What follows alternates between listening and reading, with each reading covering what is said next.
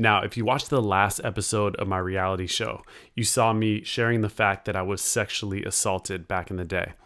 And just describing exactly what happened, showing exactly what happened, and then at the end of the video, just giving my ideas and my feedback and my thoughts about how I want to impact people by sharing this with the world.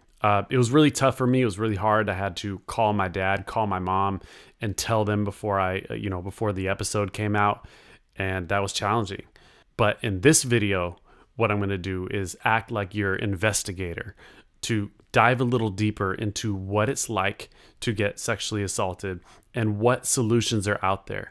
So what I'm going to do right now is I'm going to go ahead and jump on the phone with a hotline. They're called RAIN, and they have this number here. I'll put it on the screen. And if you have been sexually assaulted, if you've been sexually harassed, if you are a victim of sexual anything whatsoever, rape, molestation, you can call this number and you can get assistance. I have no clue what to expect, so I'm going to go ahead and call right now and let's find out. Let's see what they say. All right, so here I am about to call the National Sexual Assault Hotline and talk to them a little bit. See how it goes. We are about to connect you to a center in Los Angeles, California. It's crazy. I'm still nervous. CPAP hotline. How can I help you? Thanks for taking my call. My name's Nathan. I was molested when I was a kid, and then also, again, sexually assaulted when I was about 23. Have you spoken with anyone about this before? All right, so I just got off the phone with the sexual assault crisis line. This isn't just for people who are just dealing with brand new sexual assault. This could have happened 35 years ago. If you go on their YouTube page, there are people that were sexually assaulted when they were kids and now they're 50. So this is for anyone who wants someone to talk to. So first and foremost, for you to watch this means a lot.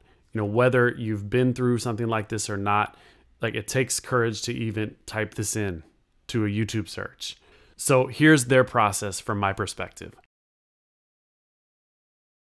The first thing that they're going to do is help you decide whether to report it or not. I was molested when I was a little kid, when I was 4 or 5 years old, and I did report it because I remember in school them telling you that that was wrong and that what you should do is tell somebody. I told my parents, we went to court, everything. But later on in life, when I was sexually assaulted, I did not report that. Yes, I still feel guilty for not reporting what happened to me, but now I realize that feeling guilt about that is not necessary. One thing I learned on this call today is that the statute of limitations, the amount of time that you can report someone after an incident, is up to 25 years, depending on the case, right? Depending on how old you were when it happened, depending on whether it was rape, molestation, sexual assault, and depending on, unfortunately, how much evidence you have. Okay, so the first thing that matters most is figuring out, do I want to report it?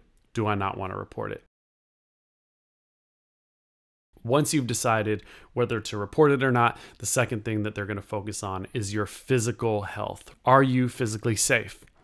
If the answer is no, they can help you by getting you into what they call an emergency shelter. Okay, it's a short-term situation where you're not living at your house. You can still go to work, you can still live your normal life, but in a safe environment. Let's say you're on a lease and you don't want to break your lease because then you'll lose a lot of money. They can call the landlord and say, hey, this person's been sexually assaulted. They need to move. You need to break the lease. There are all kinds of options, and they really do have everything covered when it comes to not only helping you decide whether or not you're going to report this, but making sure that you're physically safe. Now, after they help you become physically safe, the next thing is the mental stability. It's making sure that you reduce the amount of trauma that you have, whether it's anxiety, depression, panic attacks, feeling guilty. They don't just have talk therapy where you can go talk to a group of people. They have all kinds of options because everybody takes differently to different health modalities and different kinds of therapy. They have healing groups. They have one-on-one talking. They have healing groups where you don't talk about anything, but you do something like painting or gardening. They even have acupuncture and massage. But what I really thought was interesting is that no matter who you are and no matter what your excuse is for calling, they have an answer for that. So take what happened to me, for example. If I would have known about this hotline, everything would have been different. This series would be not as interesting as it is now, right? Because as soon as it happened to me, I fled. I moved to a different city because I feared my physical safety. And I was completely broke. This guy tapped into my bank account, stole all my money. So I had no money. So I ended up being homeless. That wouldn't have happened if I knew about a transitionary opportunity for me to be in a shelter where I could be safe and feel good and just get back on my feet. Not only that, but because I didn't have any money, I couldn't afford therapy for my mental health. So by calling this line, I could have gotten a shelter, stayed in the same city, and I could have gotten therapy so that I could have felt better and then not dealt with all these negative feelings inside of me. It's really tough to not only have the wherewithal to call, but to have the faith that it's going to turn out right and to have the courage to even do it to begin with, right? I didn't, and that sucks. But at some point, I had to forgive myself for that. And I had to say, you know what? I'm going to heal. And not only that, but I'm going to help people. And that's my challenge to you, is to consider the idea of not only going out and talking to someone about it, but doing something where you're taking that negative energy, you're taking that stress, that trauma, that thing that happened, and doing something with it. Art, music, a video like I'm doing now, writing about it, publishing an article, going and volunteering, learning about this stuff, getting certified, and helping other people. There are so many possibilities.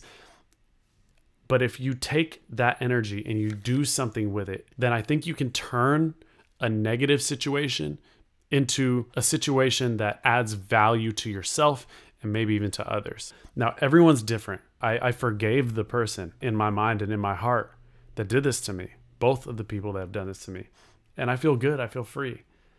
But when I called that hotline, I thought, you know what? Maybe there's a little bit of remnants that I can kind of flesh out. And I want that for you too. If there's one thing that I want for you watching this, is if you've dealt with any kind of trauma whatsoever, my challenge to you is to reach out, talk to somebody. It sounds cheesy, but just try. It doesn't have to be a professional. It can be a friend. Just talk to someone about it. And if you don't want to talk to someone about it, write it down on a piece of paper and then burn it. By speaking it, by writing it, by communicating it, it does something. It releases something. And the second thing that I want for you, whatever your faith is, whatever your belief is, ask God, ask the universe, ask your subconscious mind to just release.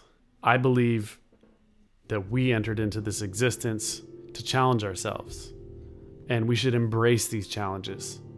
We shouldn't allow these things to just put us in so much pain and turmoil that we're hurt and depressed and we don't even know if we want to be here. And it's just like, look, we need you here.